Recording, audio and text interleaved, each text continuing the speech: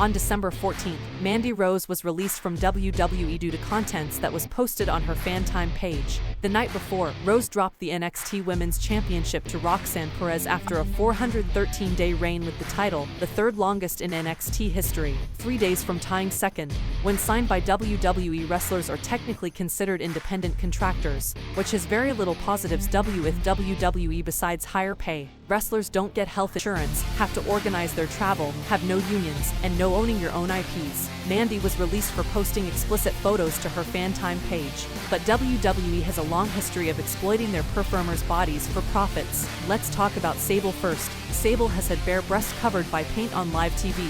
Then WWE teamed with Playboy from 1999 to 2008 with Serval women like Sable, Chyna, Christy, Hemme, Torrie Wilson, Candice, Michelle, and Maria all appearing on the cover of Playboy, while two former Playboy mates would get the chance to become divas in the 2004 Diva Search, Carmella de Cesare and Karen McDougal, while past WWE talent Taryn, also known as Tiffany, and current WWE talent Ouellet have also posed nude. Then continue back to TV to Lita and Edge's live celebration, where WWE likes to vote. To this day, it's one of the highest rated segments after the Monday Night Wars. Now Kelly debuts on WWE third brand at the time ECW at 19 with the gimmick as an exhibitionist introduced by performing a striptease for the crowd. But it would not stop there. Kelly would then expand this Kelly's Exposed with Extreme Expose, now with two more girls, Layla and Brooke.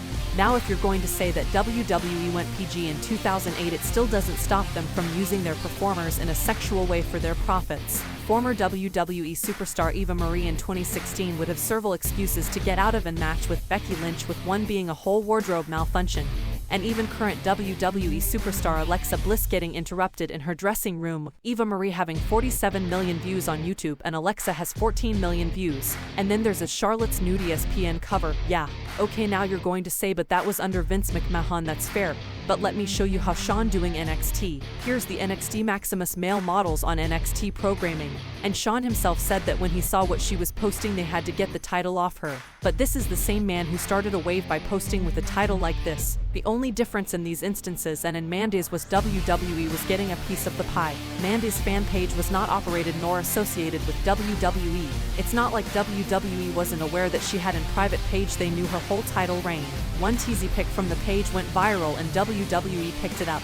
WWE asked Mandy to take it down. She clearly said no, and then Mandy was dropping the NXT to Roxanne to be released. This is a big mistake on WWE's end, with her former partner Paige needing a tag team partner in a few weeks, and with fans already wondering what former WWE star is AEW going to pick between AJ Lee, Sasha Banks, Alicia Fox, possibly named Vix, and now Mandy Rose. WWE did nothing but fuel the fire, and Tommy Dreamer's already saying that if AEW doesn't sign Rose, she has a job at Impact, already asking her to email, text, or DM him. Everyone gets that WWE needs to have some repercussions, but this was swift and too severe. At most a 30-day suspension should have been given behind the scenes. Mandy was the NXT Women's Division after being sent down from the main roster. Mandy had a 413-day reign and was the sole name value that the NXT Women's Division had, while working and putting over the new talent, with Emma, Miriam, Tegan Nox and Candice LeRae all having lukewarm returns under Triple H's banner, and with Mandy gone now along with Sasha and Naomi, the lack of stars across every division starting to show.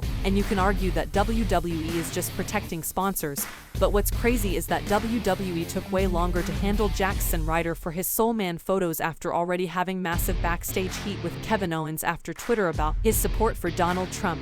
It took 170 days for WWE to release Ryder and Velveteen Dream, whose real name is Patrick Clark, who was first accused of asking for nude pictures of underage girls. Dream would deny these claims, only for an independent wrestler Josh Fuller come out to say that Dream tried to get him to send a nude photo. It took WWE 336 days to release Dream, while Mandy was released swiftly without second thoughts. And then there is Matt Riddle, who is still signed to WWE after being accused by pro wrestler Candy Cartwright of choking her and forcing her to perform oral sex. The case was dropped out of court, but it doesn't take a genius to guess Candy took hush money from Riddle, Vince, or WWE. Now with Riddle having failed his second drug test and WWE no longer tests for marijuana, the fans are wondering what type of white powder is Riddle enjoying. WWE has shown countless of times they picks and choose when to care about sponsors. With hashtag Rehire Mandy Rose already trending, WWE needs to get on the phone quick and offer the next 43 days paid and rehire her so she can appear for a surprise return at the Royal Rumble on January 28.